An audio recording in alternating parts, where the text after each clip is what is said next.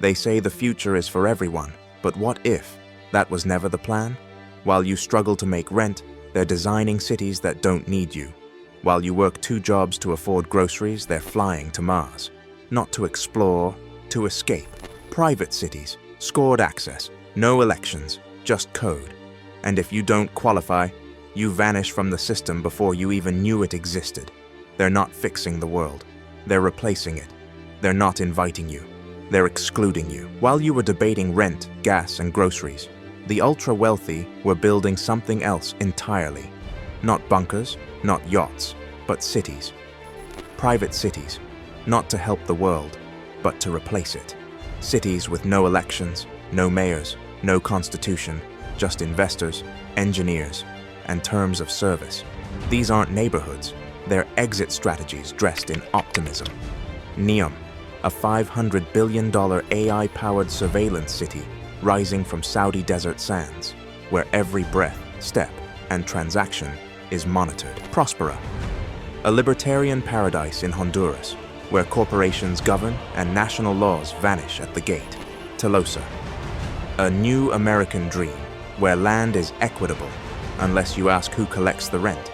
But these cities aren't anomalies, they're prototypes, the new blueprint for civilization if you can afford the buy-in. Because this isn't just about innovation, this is about isolation. The richest men in the world have stopped trying to fix the world. They're designing one that doesn't include the rest of us. And there's a pattern, a playbook, one that dates back to colonial empires, where the wealthy fled crumbling cities to build fortresses, where kings turned to charter companies to privatize power. But this time, the fortress is wrapped in futurism. Enter Mark Andreessen, Silicon Valley's shadow architect, venture capitalist, billionaire kingmaker, the mind behind the Techno-Optimist Manifesto, a 5,000-word doctrine preaching startups over states and labeling resistance as enemy ideology. To Andreessen and his inner circle, governments are inefficient. Democracy is obsolete. The future, they argue, should be built by technologists, funded by venture capital, and ruled by code. He isn't hiding it, he's publishing it, and the billionaires are listening. Balaji Srinivasan, former CTO of Coinbase, proposed network states, decentralized cities founded online, then negotiated into existence. A nation built in the cloud before it touches dirt.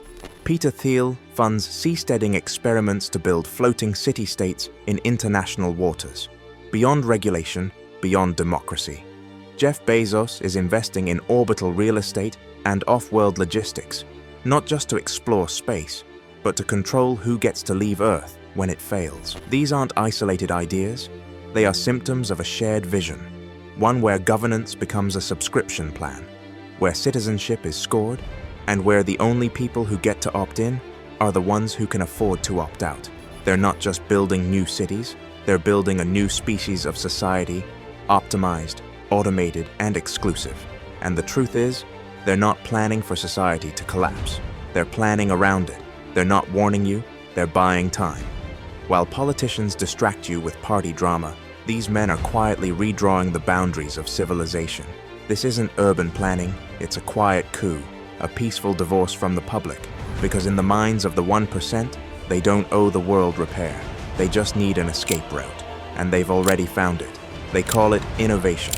We call it what it is, strategic withdrawal, an elite exodus from the world they broke to the one they'll own. The pitch is seductive. Smart cities, sustainable energy, zero crime, a future where everything works, because it's optimized by artificial intelligence.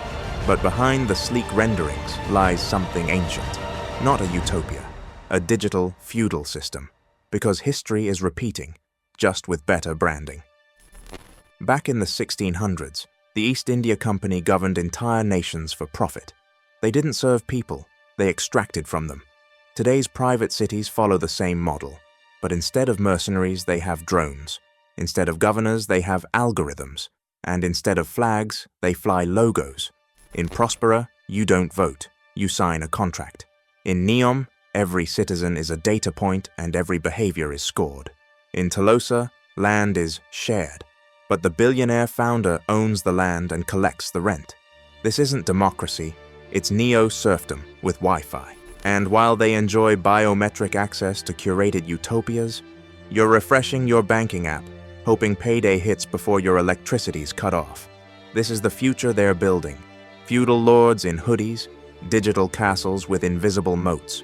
Utopias sound inclusive until you try to get in, because beneath all the glossy renderings and visionary speeches, there's a single question they don't want you asking. Who qualifies? And the answer is simple. Not everyone. In Prospera, it starts with a reputation score. Applicants are filtered by algorithms, based on background, skill set, temperament, and digital history. Not just what you've done, what the system predicts you'll do. A red flag? You're out. In NEOM, your body is your passport. Facial recognition gates, behavioral biometrics, a fully integrated digital ID system that tracks you in real time. Where you eat, who you meet, what you say. Everything is permission-based. Even in Telosa, a city that markets equity, land isn't owned. It's tokenized, sold as a fraction, like stock in a startup. You don't buy a home, you invest in access, until someone with a higher bid replaces you, because these cities aren't designed for citizens. They're designed for curated users. If you're high-performing, low-risk, well-capitalized, you're in. If you're inconvenient, unpredictable, or undercapitalized, you're out. Simple as that.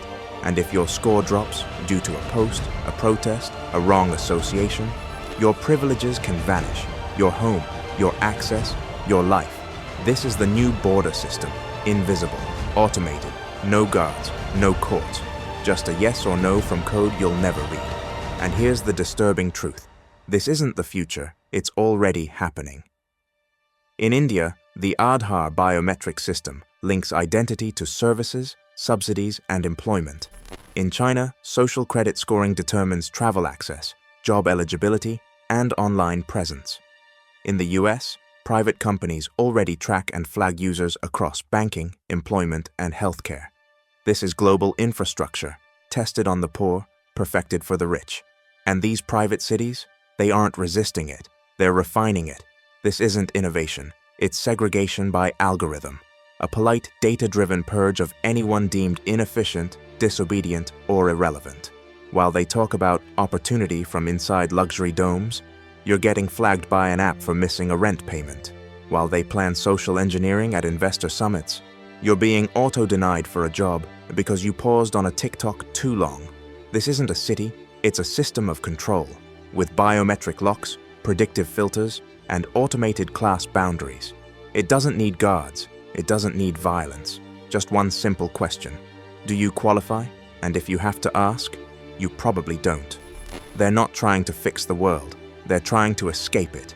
While you were told to vote harder, they were buying land. While you were working overtime, they were building AI borders. While you were worrying about retirement, they were planning to leave Earth. Because this isn't just about Telosa, or Prospera, or NEOM. It's about Mars. Elon Musk's SpaceX program isn't just a science mission, it's the ultimate escape hatch. His vision? A self-sustaining Martian colony to ensure the survival of the species in case Earth becomes unlivable. But ask yourself, who gets to go? You? Or the same billionaires who are privatizing cities, rewriting laws, and tokenizing society back on Earth? This isn't a new world for humanity, it's a lifeboat for the elite. The cities? The spaceports? The launch pads? They're not built for justice. They're built for insurance. The billionaires already have exit plans. They're not afraid of collapse. They're preparing for it, investing in it, profiting from it. And when it finally breaks, they'll simply walk away or launch themselves out of reach. So while you sit in traffic, punch the clock, and doom scroll through a collapsing system, just remember, they're not building the future for you. They're building a future without you. You were never meant to be invited. You were just expected to keep the lights on until they left. And the most disturbing part? They're already gone. They just haven't told you yet.